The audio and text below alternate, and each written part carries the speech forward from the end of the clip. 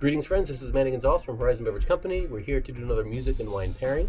If you remember, the last pairing we did was Albert Bichot Chablis with Choconobo and a song Deeper Than the Vine. And today we're pairing Albert Bichot's Cote de Nuit Village. We're pairing that with Ruby Rose Fox and her song Painkiller. I'll talk about those pairings in 1 second and why, to me, they work and are super awesome. But we'll start with this wine here. So if you remember from Chablis, we're located in northern Burgundy, super cool climate, really hard to ripen grapes.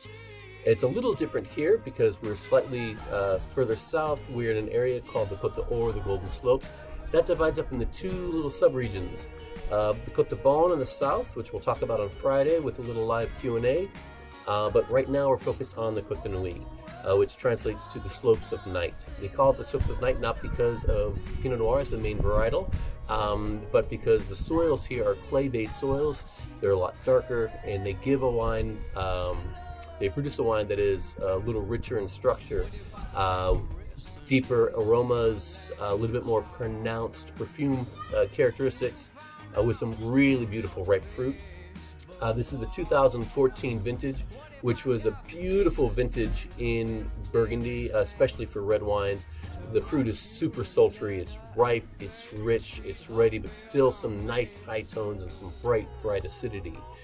This is a blend of different vineyards from the region of the Cote de Nuit, but more specifically from the village of Gevrey-Chambertin and Nuit Saint-Georges, which is a little further south than Gevrey-Chambertin.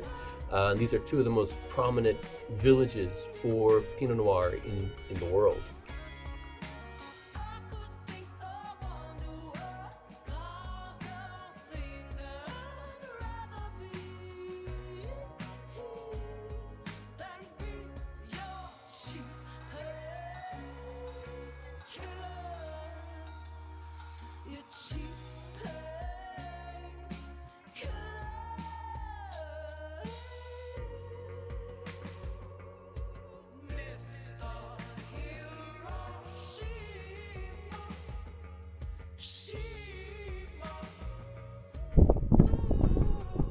Now, why this works for me as a great pairing, if you listen to the guitar in the beginning, it has this very retro feel to it, almost like something from John Waters would be like Hairspray or B-52s. These really beautiful punchy midtones that almost feel like this is a semi-hollow body or hollow body guitar, which has this midtone attached to it, but also the high notes and the high tone of the guitar is much more pronounced, and that to me is the acidity. Almost sounds metallic, and that brings out the iron in the soils, while Ruby's voice is that seductive fruit that you find from 2014. It's broader, it's richer, it invokes a sense of velvet and silk, and to me that really embodies this wine here.